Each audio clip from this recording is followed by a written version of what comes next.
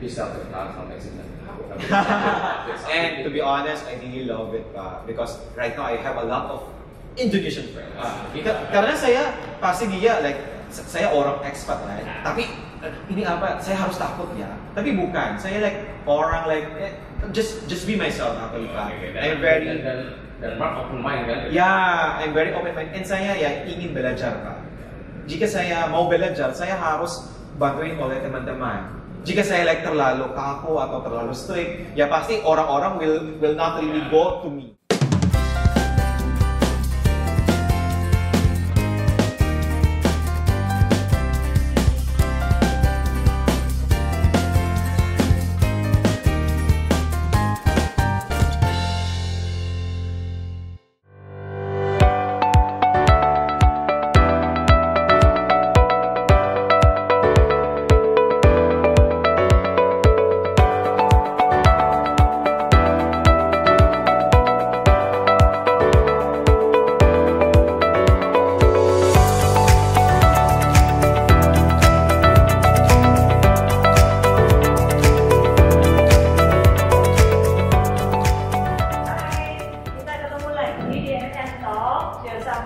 Novi dan kita masih berada di Praxis Apartment, menikmati sore ini, gitu ya. Kebetulan kita sudah sore ini hari ini dan kita ngobrol-ngobrol santai di sini. Terima kasih Praxis Apartment, tempatnya nyaman, cozy, terus kemudian di pusat kota, depan sungai.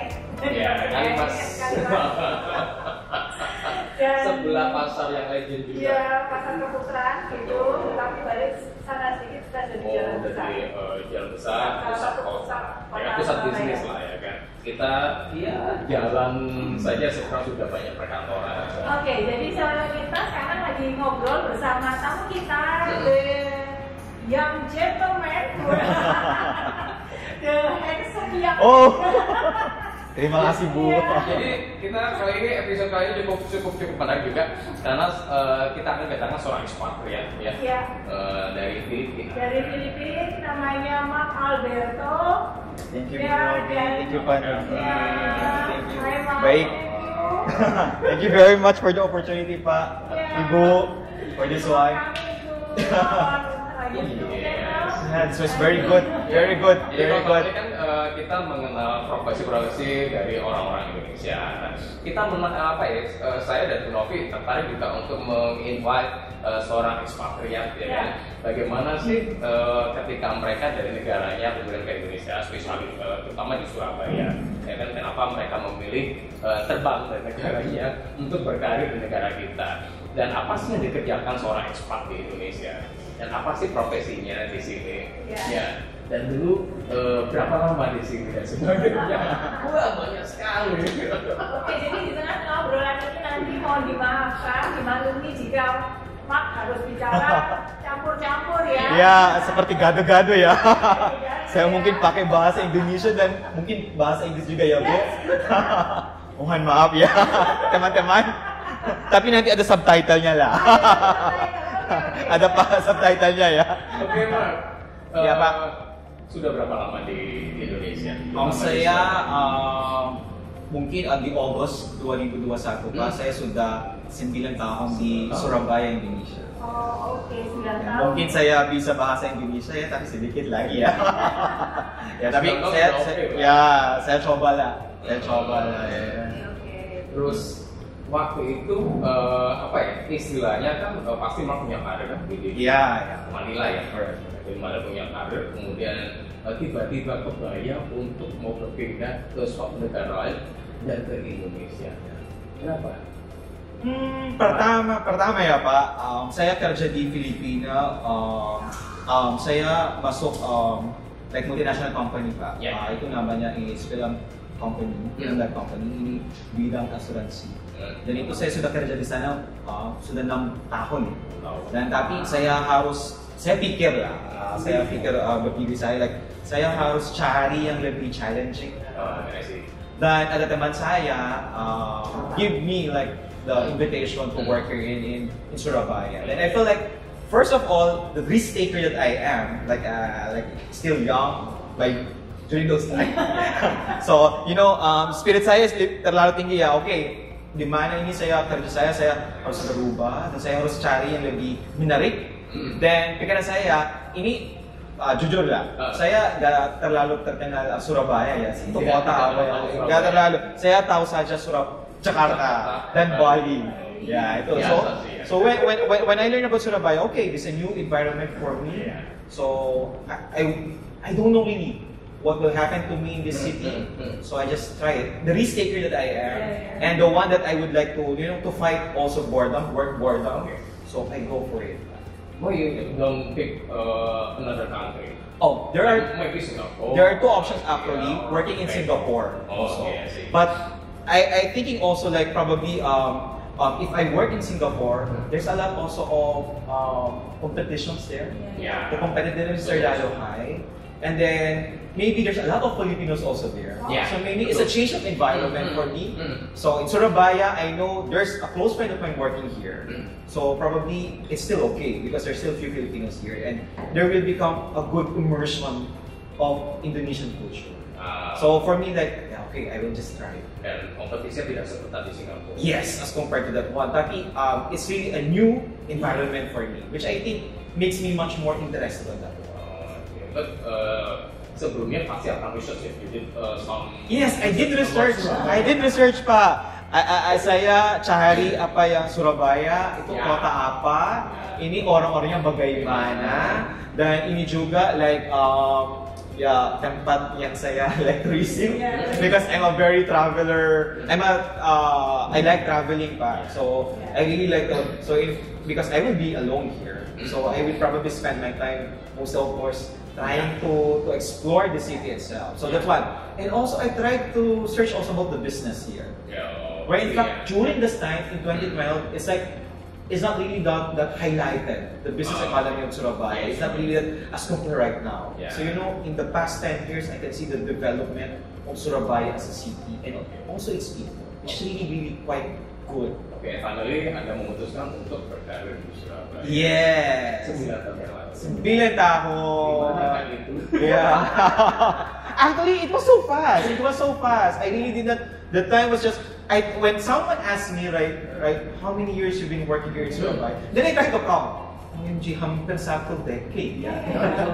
1 decade, yeah. And then I also like remember what happened to my life here in Surabaya. Why I stayed here? Probably because I really love Surabaya. Yeah. To be honest, like that one. Saya cinta Surabaya. Orang Surabaya loh. Aray Surabaya. Like that one. Okay, akhirnya memilih di Surabaya. Your first job in Surabaya. Yes, what? As a consultancy, as a part of the strategic management. Of course, my previous boss, Ivanovi, my coach, my mentor. She really gave me a lot of support. To be honest, really, my life during the first 2 years in Surabaya wasn't really difficult when it comes to work. Of course, there's really some yeah. But actually, because of my friends and also my working relationship with my team and also my superior, it was really like there will be some challenges, but it was challenges that you can really work. You can really work on it, and probably you can be just successful in that one. Dan Mak, mungkin yang membuat Mak waktu awal adaptasi awal bekerja di sini karena waktu itu di kantor kami, di kantor kami yang sama kita saya juga pernah di sana. Serasa saya anak kiri ya di sini. Kita waktu itu ada beberapa ekspatriat dari Filipina. Correct. Around 5. Jadi ada 5 ekspatriat Filipina yang ada di kantor sehingga. Jadi merasa secure lah ya. Merasa jadi dia berangkat. Mereka sama-sama dari satu tempat. Ini pemondokannya dijemput oleh driver kantor. Kemudian di kantor, dia sudah beraktivitas seperti biasa. Pulang dia masih bisa bersosialisasi dengan teman-temannya. Correct. And there's also a community. Yes, correct. And of course, also inside the firm. So inside the team is like really like. To be honest, like I thought that I will be struggling with my Bahasa. But some of my team members there can also speak English. So it was really like a little bit good and smooth flowing. And also, yeah, they help me a lot. Yeah, how you work with them. They introduced me to a lot of Indonesians as well. So, of course, of our clients as well. So then I just go with the flow. How many years as consultant? I worked there for almost 2 years. Almost 2 years. Yes, from 2014. From 2012 to 2014. 2014. Salah nggak ya? Ternyata 2 Oh, ternyata 2 tahun. Yeah, correct. Yeah, because we have a lot of projects. And I always work with Bunovi, especially we work with some government companies also. What are you doing as consultant? Boss. In the past, because I was part of the strategic management accounting. Strategic management accounting. So we supervise a lot of accounting works of our clients, because especially some of our clients doesn't really have a good system, doesn't have really a good way to report their financial performance. So we guide them on that one. And one of also our project as Opally is more of advising the management about how they can grow the business, how can they monitor the business. Especially finance. Yes, finance and more of the financial performance. Oh, yeah. Under Ibu Lili. Iya. Setelah itu ya. Okay. And ketika beradaptasi dengan klien-klien di Indonesia, adaptasinya seperti apa?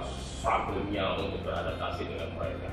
At first, I was actually a little bit shocked, because I usually work in the Philippines with a lot of multinational companies, with the shareholder. For shareholders here, it's quite different. In here in Surabaya, there's a lot of family business. So, which is really quite interesting for me, because I need to work closely to the family, to the owners, and then they are really hands-on people. They're really hands-on because I know it's their legacy, how they really struggle to develop their companies from the very beginning. So I really know for instance, it's really coming from their heart, right? That this is my beloved ones. I need to take care of it. So you as a consultant, you need really to work hard to give them the correct service. That one. And then, of course, it's a family business. So, you know, you cannot really, it's really difficult to differentiate personal and, of course, professional kind of business, because there's also issues about your brothers and sisters also working in the same company. So the division of labor, the authorities. So that's quite, and during that time, there are a lot of issues. For instance, there are 3 brothers and sisters working in the company, and then they have some conflicts on that one. So in that one, usually, okay, how am I going to negotiate with his relatives? Like the father also have a different kind of idea, and how you manage to compromise their activities or their decisions. Karena sangat berbeda sekali ya, multinasional company yang profesional. Dan itu udah punya sistem, Pak. Udah punya sistem yang settle. Sementara kalau family business kan belum punya sistem settle, manajemennya juga family manajemen. Nah, berarti Mark juga belajar yang baru lagi. Iya, correct, Pak. Saya belajar juga PSAK, SAK tetap, like that one, karena untuk small business. Quite really different. Correct. So, and the most important thing that I need to learn, Pak, is bagaimana saya bisa komunikasi untuk stakeholders and shareholders. Dan karena saya harus belajar juga apa yang ini, contohnya ini orangnya masuknya apa sih, dan ini what is his really wanted from us, that one. So expectationsnya, and then how am I going to have a good relationship with him and her, because that's part also, because I moved actually quite fast. I became also the managing partner of our team. So I really need to look for clients. I really need to look for clients. I need to negotiate with them, and then how to maintain them. How to maintain them. That's a difficult one, because I'm a newcomer in the consultancy firm. I need to make them sure that within my supervision, their company will be much better. Their company we will be able to help them grow the companies. Nah, setelah dari consultant itu, Terus move kemana? Oh, I moved. I got an offer. Actually, I got an offer to work also in Hong Kong, and also I got also offer to work also here in Indonesia. Okay. But because I tried, like, again, it's not that I'm afraid of competitiveness, but I know also the kind of life there, as compared to the life that I've already been here in Surabaya. Also expensive. Yeah, quite expensive. That's all. That's a lot of, and of course, your cost of living there. Yes, yeah, and also the way that they see also Filipinos there. There's also racism that they do, work racism like that one. So where in fact, here in Surabaya, I'm very much welcome with 2 arms. And then I got a work. My friend also working with this with Indoprima. Indoprima is also you moved to Indoprima. I moved to Indoprima. It's an automotive company, manufacturing company, but also we have distribution and retail also. So I got the offer actually. So yeah, so I was interviewed, and then the position to me was given was like controllership, like for financial reporting, and also for internal controls. Financial control, right? Yes, right. What's the difference financial control with auditor? Oh, financial controllership is because it's not because external auditor. It's more of you are trying to check your financial reports if it follows the certain standards. But for the financial controller, it's more of the internal management reporting. You need to supervise it, and of course, depending on the management wants, and useful for their decision making. Jadi sampai sekarang ya Indoprima. Yes, for Indoprima already 7 years. 7 years. Thank you very much for the company. Business right now. System development. Yeah, right now I'm part of the business and system development. Actually, there's 3 specific functions that I have. It's a little bit longer. So I'm the head of the business and system development and our Indoprima Accounting Learning Center. So first, for being part of the business development, I need to help the company in looking for potentials of business, and probably for due diligence, analyzing, making their forecasts, and trying to monitor also and controlling whether they will be able to realize what we already agreed from the very beginning. Second, it will be the system development. So creating policies, creating of SOPs, looking for a good system that will probably match on the different companies, and of course standardize it because we are in the holding company.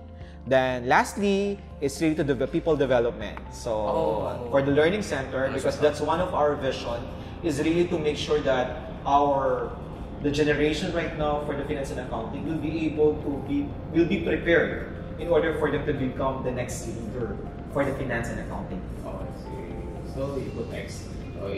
Yeah, actually I already invited. I invited Bunovi to share also. I see. Very generous pa. Very generous pa. Yeah, very generous. That's why if I have problems, I have issues, I just one call away. Bu, are you okay, Bu? I just call Bunovi. Iya. Jadi pengalaman ini buat teman-teman yang lain yang ngikutin acara kita. Jadi pengalaman saya dengan bekerja sama dengan Mas ini adalah masih muda, maksudnya benar-benar masih muda. Iya. Oh, sekarang sih bagaimana ya? Jadi masih orang muda yang sangat energik, itu lalu kemudian juga orang yang pembelajar cepat, itu pas learner. Karena sebagai konsultan ditutup pas learner. Iya, pas learner karena dia sebagai orang asing di sini. Apalagi orang asing ya. Technically mungkin tidak terlalu bermasalah ya, karena secara aktif kurang lebih sama. Tapi ketika harus menyesuaikan dengan treatment atau akuntansi yang sesuai yang di sini dengan peraturan di Indonesia pasti berbeda. Jadi belajar seperti itu. Apalagi datang ke sini memegang family business kan, apalagi multinational business atau professional business dan gitu loh. Dan yang tersulit adalah adaptasi dengan orang-orang ya dan budayanya yang gitu. Terus belum lagi makanannya, karena Mam ini waktu dulu kerja sama saya nggak pernah makan yang pedas. Dia maunya nanti makan pedas. Yeah, I will always tell to them like ini pedas. Saya makan saja yang nggak pedas ya. Iya. Tapi sekarang saya lebih berani lah. Tapi sedikit ya. Setengah 9 tahun ya. Mungkin lidah saya sudah beda juga ya. Jadi dia terus waktu saya ingat dia sukanya bawa kecap, makan pakai kecap. Iya, pakai kecap. Manis. Manis gitu. Karena hidup saya manis, Pak. Sekarang spice it up. Wah, spice it up. Saya kira hidupnya sudah pahit itu yang.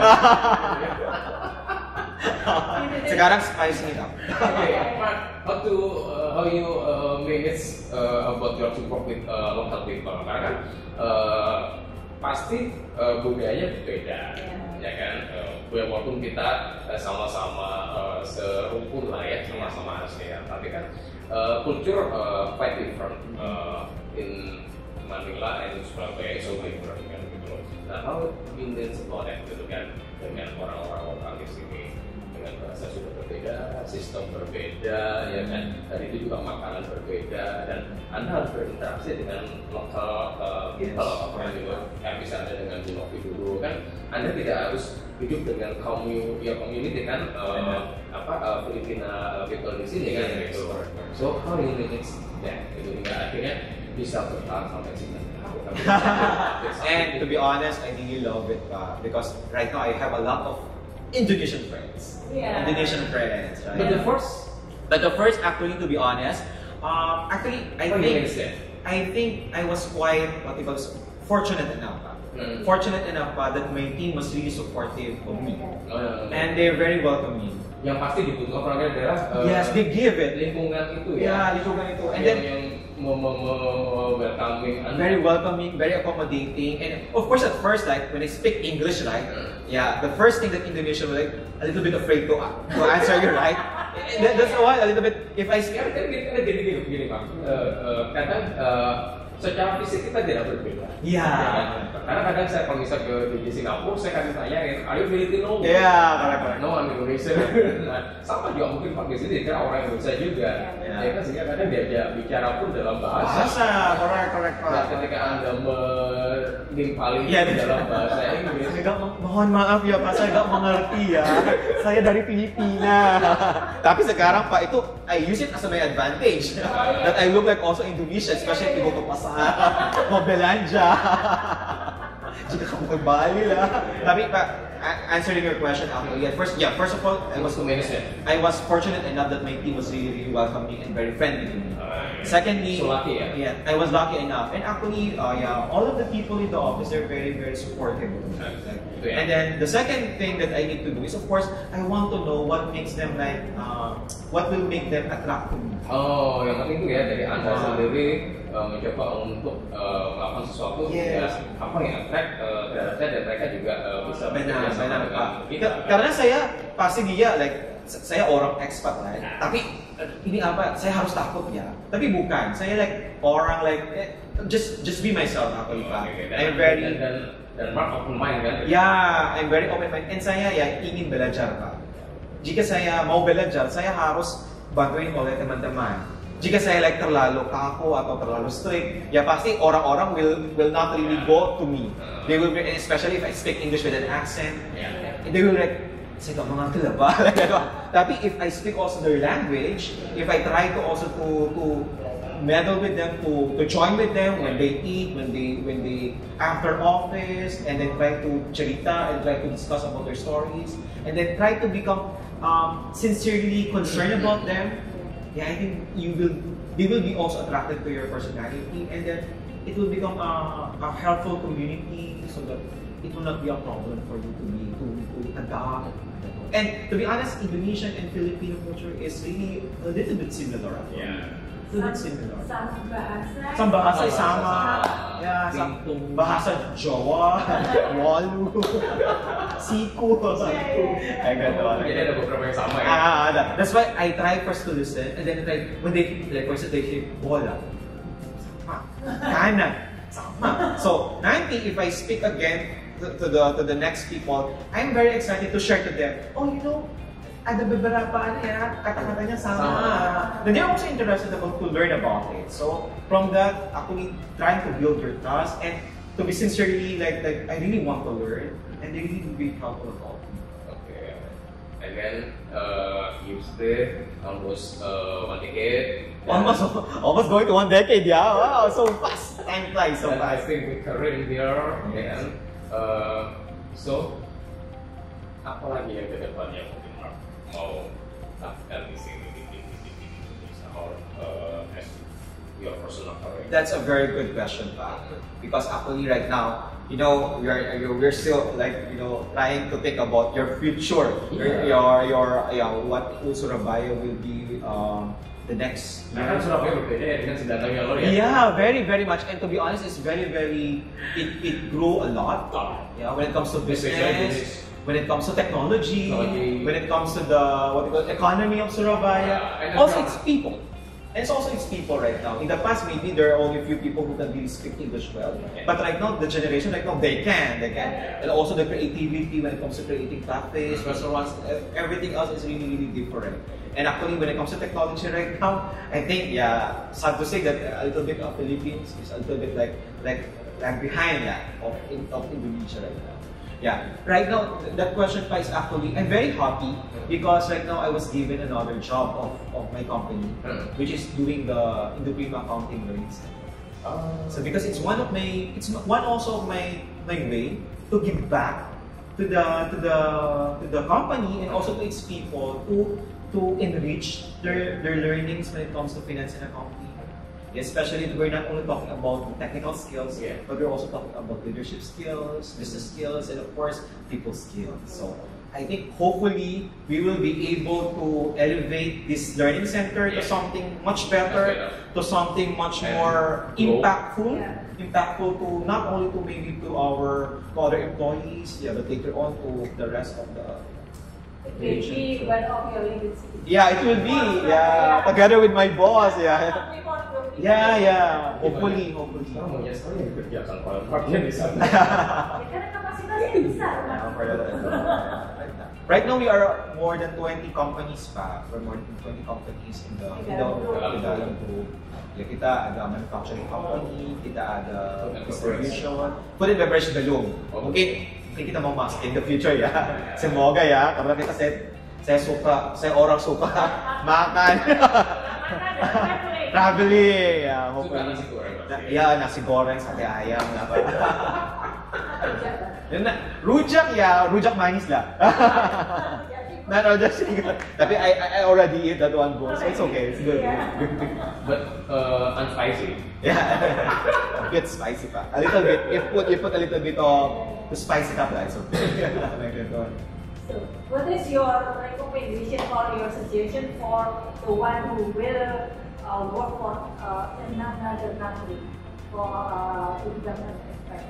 Okay. Mungkin kan bisa jadi orang Indonesia mau bekerja di Filipina atau di KL atau di Singapura. Apa saran Mak untuk mereka sehingga mereka bisa teratur, bisa survive dan juga sukses? Actually, the first thing that I would like to share to them is like a quote. The future belongs to the competent. So at first, in order for you to get hard to other countries, you really need to learn a lot of things technically. Because the world is very competitive, especially right now, and it becomes like with the fast-paced times, like there's a lot of technology that's going on. It's not only like about the technical skills, but you need also to balance. There's a holistic learning that you need to get in order for you. So first, develop yourself. Get a lot of certifications. Like for instance, not only like being a certified public accountant, becoming a management accountant, all the things that you can link to your profession, get it. Even those who are supporting also you, right? Like I thought also to Bunobi that I would like to take coaching skills like that on the profession. Because I think once you have all of this kind of competency, you will have the confidence to face whatever challenges that they will give to you in the future. That one. That's talking about the competency. Secondly, is really need to be a taker. Take the risk.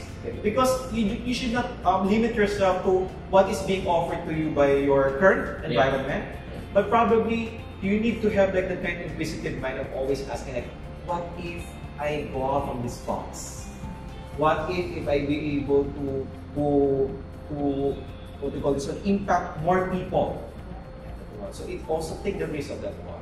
And of course, there will become also like you need to be emotionally prepared about it, especially if you're very close to your family.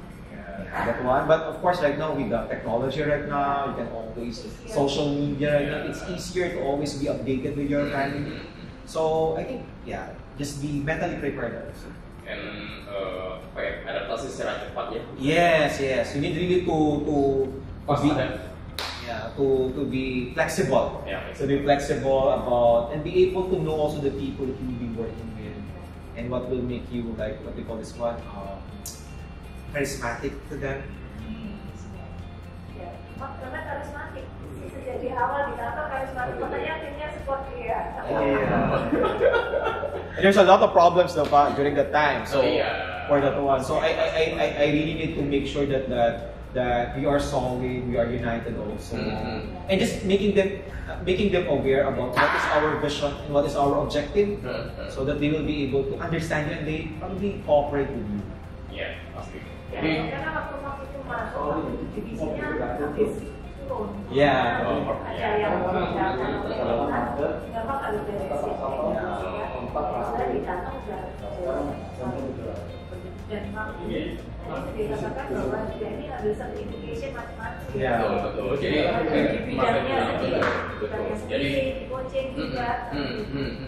Dan itu yang akan menimbulkan apa ya, rasa percaya diri ya kita apabila kita bekerja di negara lain, karena kita punya kompetensi yang cukup kuat di sana dan punya sertifikasi di sana, terutama international certification ya. Correct, Pak.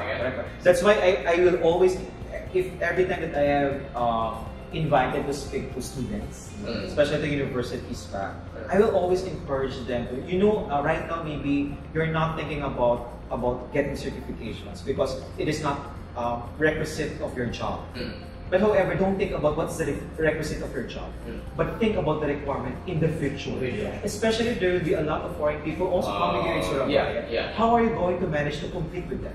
Of course, having the kind of, I'm a certified public accountant, I'm a certified management accountant, internal auditor, there's a lot. So while you're still young, you just need to invest. It's an investment actually. Itu adalah investasi sih sebenarnya dengan diri kita di masa depan. Karena kita akan berkompetisi dengan semakin ke depan dunia ini semakin borderless, ya kan, kompetisi juga semakin ketat dan itu semua dibutuhkan. Kemudian tadi Mark juga bilang kalau Anda mau berkarir di negara lain harus respect di sana, ya kan.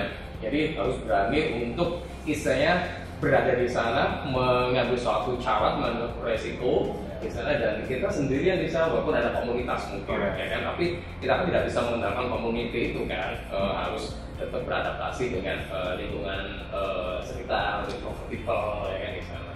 Dan sekarang juga teknologi juga gampang untuk komunikasi dengan warga, ya kan. Dan yang pasti adaptasi secara cepat sih, ya, karena kalau kita bisa beradaptasi dengan cepat, kita akan survive di negara tersebut. Correct. And of course, you also need to give back also to the people who help you also, and the support. Karena kalau kita dan juga lagi kita open mind. Karena kalau kita open mind, people will support us, ya kan. Tapi kalau kita sudah tidak open mind, ya orang tidak akan support kita juga. Kenapa? Kita seakan-akan orang asing di situ, yang hidup dengan dunianya sendiri. Image-nya terlalu tinggi loh, Pak. Ya seperti bagaimana saya bisa komunikasi? Jaga image. Image-nya harus lebih lebih down to earth and you can also like empathize with your people. You need to understand, like for instance, how will they be able to understand? How will they be able to work with you? Like that. At first, of course, there will be some resistance on that one, but you just need to push. Like you need to show you walk the talk, like that one. So you need really to show to them that if you do like this one, the results will be better. Jadi sudah percaya di Surabaya. Percaya. Sudah betah di Surabaya, tidak mau Hong Kong. Actually, it's really a good. A lot of people maybe are asking me why I choose Indonesia. The only answer is why not? Why not? Maybe the future is in Asia. The future is in Southeast Asia actually. We're in a lot of demands because of our population as well, and there's a good improvement to them to be more developed, especially when it comes to technology, when it comes to skills. So go here in Indonesia, guys. And it was really was given opportunity and to feel also the love of Indonesian people, which I'm really thankful for, coming from my company, coming to my friends here, coming to all of my ex-office mates also, ex-bosses. my boss in the past. Like that one. Very supportive. So. Oke. Ada lagi? Menarik ya? Sudah sangat menarik. Jadi Semoga itu bermanfaat untuk teman-teman. Iya, karena gini.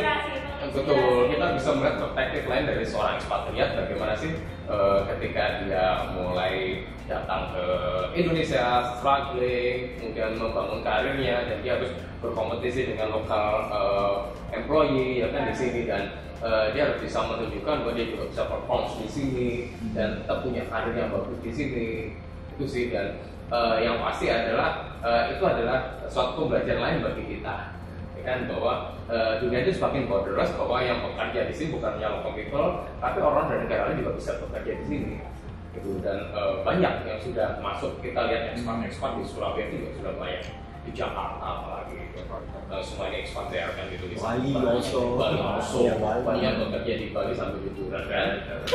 Nah jadi istilahnya buat dunia semakin borderless kompetisi kita untuk mendapatkan suatu karir juga semakin tetap, ya kan, dibanding era-era 20 tahun yang lalu, 10 tahun yang lalu, ya kan. Nah, itu sih karena teknologi juga semakin berkembang cepat, bahkan bisa jadi dia orangnya ada di Filipina atau di Singapura atau di Korea, tapi dia punya job di Indonesia. pekerjaannya sama, kerjaan Ya, itu sih. Jadi itu sih sharing dari seorang Alberto. thank you very much, Pak. Thank you, Also, Pak. Thank you very much. Dan Hopefully you get a lot of things from here. Pasti. Dan thank you lagi untuk Praxis Apartemen, kita lagi ada di fotonya. Dan jangan lupa untuk like, komen, dan subscribe. Sudah subscribe belum? Iya. Oh, udah nonton kok, already like. Oke, sampai ketemu lagi di episode berikutnya dari Talk yang kita mungkin nanti menghadirkan dari narasumber yang